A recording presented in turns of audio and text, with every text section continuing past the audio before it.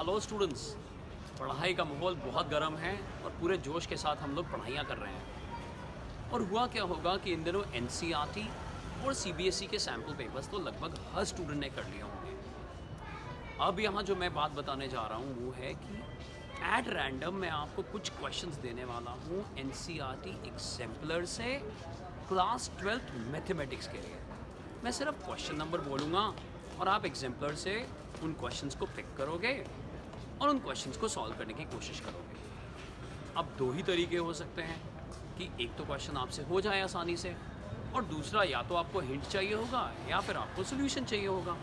तो उसके लिए आप ज्वाइन करेंगे मैथ्स बडी, जिसका फ़ायदा बहुत सारे स्टूडेंट्स उठा रहे हैं। तो आइए चैप्टर बाय चैप्टर मैं आपको एक एक या दो दो क्वेश्चन जो है वो बताते जाता हूँ और आप उनको ज़रूर प्रैक्टिस करना।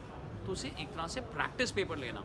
अगर हो जाता है तो ठीक है, उसी तरह से उसी स्पीड से आगे बढ़ेंगे, लेकिन अगर क्वेश्चन नहीं हो पाते तो निराश या उदास नहीं होंगे। हम ये मानेंगे कि ये एक अपॉर्चुनिटी है और हाँ, जैसा हमने बोल ही दिया है कि इसका पूरा सोल्यूशन हम आपको मैथ्स बडी के थ्रू भेज देंगे।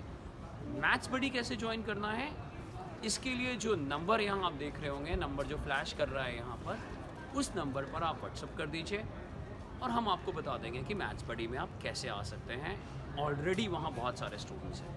तो आओ, टाइम ना वेस्ट करते हुए हम लोग क्वेश्चन नंबर्स नोट कर लेते हैं और उनको प्रैक्टिस करते हैं। सबसे पहला जो चैप्टर है रिलेशंस एंड फंक्शंस, उसमें क्वेश्चन नंबर 27 मैं आपको दे रहा हूँ कि आप ट्राई करिएगा। हालांकि रिलेशन और फंक्शंस के अंदर आपने बहुत सारी चीज़ें करी होंगी, बाइजेक्टिविटी करी होगी, रिलेशंस के अंदर रिफ्लेक्सिविटी, ट्रांजिटिविटी, इक्विवेलेंस रिलेशन करे होंगे। और हाँ, ये जो क्वेश्चन है वो है बाइनरी ऑपरेशंस का।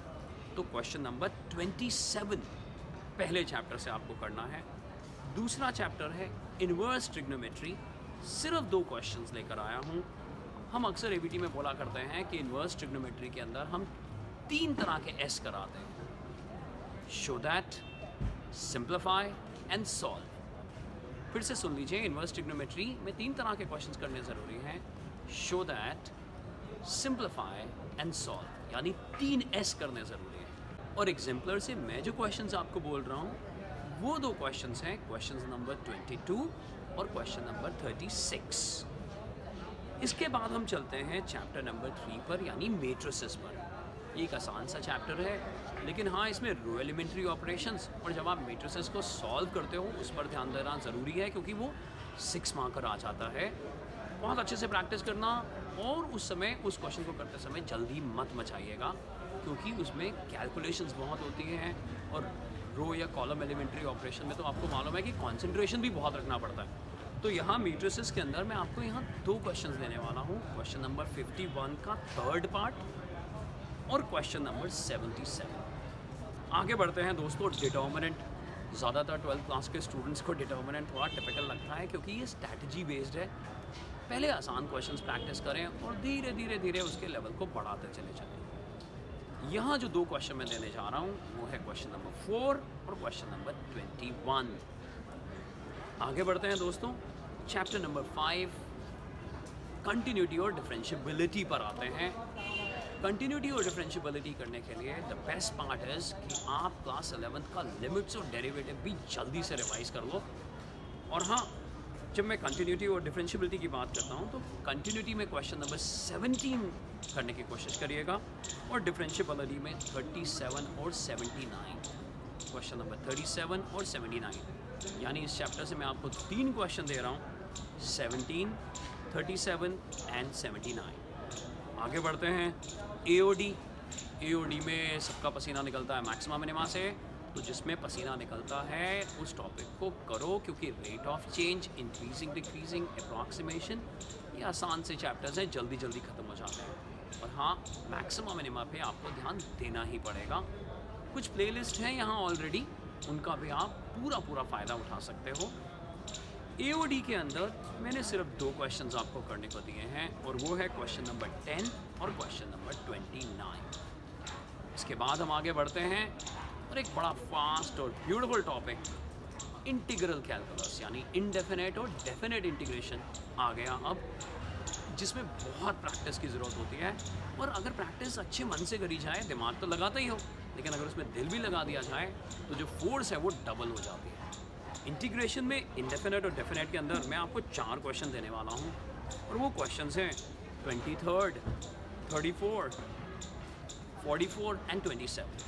बाद के 2 क्वेश्चन डेफिनेट के हैं और पहले 2 क्वेश्चन इंडेफिनेट के। तो अब सुन लीजिए क्वेश्चन नंबर 23, 27, 34 एंड 44। इसके बाद आता है AOI, जिसको एरिया बोलते हैं, यानी एप्लीकेशन ऑफ इंटीग्रल्स। सिर्फ एक क्वेश्चन में कह रहा हूँ अभी करने को, क्वेश्चन नंबर 5। एरिया टॉपिक पर हमने बहुत मटेरियल यहाँ डाला हुआ है, शॉर्टकट से लेकर what is the meaning of area, कुछ इंपॉर्टेंट क्वेश्चंस की अंडरस्टैंडिंग, और फिर एक पूरा लाइव सेशन जो हमने लास्ट ईयर करा था उसको भी पब्लिश करा हुआ है, उसको देखना मत भूलिएगा। आगे बढ़ते हैं। डिफरेंशियल इक्वेशन, आपको मालूम है डिफरेंशियल इक्वेशन एक कॉम्बिनेशन है डिफरेंशिएबिलिटी का और इंडेफिनेट इंटीग्रेशन का। डिफरेंशियल इक्वेशन में जो 2 क्वेश्चन मैं आपको देने जा रहा हूँ वो है क्वेश्चन नंबर 9 और क्वेश्चन नंबर 25। फिर से सुन लीजिए 9 एंड 25। आगे बढ़ते हैं और टॉपिक वेक्टर्स पर आते हैं। कॉमर्स स्टूडेंट्स को और ह्यूमैनिटीज़ के स्टूडेंट्स को जिनके पास मैथ्स है उनको थोड़ी सी दुविधा होती है वेक्टर टॉपिक करने में, लेकिन हाँ अगर चीज़ों को समझा जाए, बार बार प्रैक्टिस करा जाए, उनसे डरा ना जाए तो ये टॉपिक भी बहुत आसान लगने लगते हैं। ये मैं अपने स्टूडेंट्स के एक्सपीरियंस से और अपने एक्सपीरियंस से भी बोल रहा हूँ। वेक्टर्स के अंदर आप करेंगे सिर्फ 2 question, question number 13 and question number 18। अब वेक्टर के बाद आ जाता है 3D यानी 3 डिमेंशनल। आप हैरान हो जाओगे कि एग्जाम्पलर में ऐसे भी क्वेश्चंस हैं जो क्लास 11th के टॉपिक से यानी क्लास 11th के 3D से भी सॉल्व हो जाते हैं। लेकिन यहाँ जो 2 क्वेश्चन मैं देने जा रहा हूँ वो है क्वेश्चन नंबर 3 और क्वेश्चन नंबर 15। प्लेन और लाइन के जो कॉम्बिनेशन वाले क्वेश्चन होते हैं उनको ज़रूर करिएगा। लेकिन जो 2 क्वेश्चन मैंने आपको बोले मैं उनको फिर से बोल देता हूँ, इनको ट्राई ज़रूर करिएगा। Question number 3 and question number 15। 3D के बाद एक बहुत आसान टॉपिक LPP यानी लीनियर प्रोग्रामिंग प्रॉब्लम्स आ जाता है। सिर्फ एक क्वेश्चन मैं करने को दे रहा हूँ और वो है क्वेश्चन नंबर 11। याद रखना, जब भी अनबाउंडेड सोल्यूशन होता है तो उस पर जो ऑब्जेक्टिव फंक्शन दिया होता है वहाँ से एक प्योर इक्वेशन निकाल कर दोबारा से चेकिंग करनी पड़ती है। उस चीज़ को इग्नोर मत करिएगा।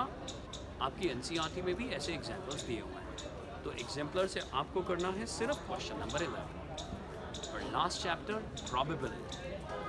प्रोबेबिलिटी को भी लेकर हमने यहाँ प्लेलिस्ट में बहुत सारे इंपॉर्टेंट क्वेश्चंस डाले हुए हैं और लास्ट ईयर के लाइव सेशंस को भी पब्लिश करा हुआ है।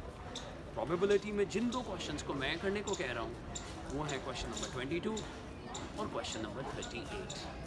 बहुत इत्मीनान से करिएगा, एज अ रिविजन एक्सरसाइज इसको करिएगा, जजमेंटल मत होइएगा, बस करते जाइए। और मैथ्स बडी पर हम इन क्वेश्चंस के सोल्यूशन एक स्टूडेंट की साइकोलॉजी से कि एक स्टूडेंट इनको कैसे सॉल्व करता है उस तरह से पोस्ट करते हैं। आप फिर से देख लीजिए, इस नंबर पर आपको व्हाट्सअप करना है और हम आपको बता देंगे कि आप जल्दी से जल्दी मैथ्स बडी में कैसे ज्वाइन कर सकते हैं।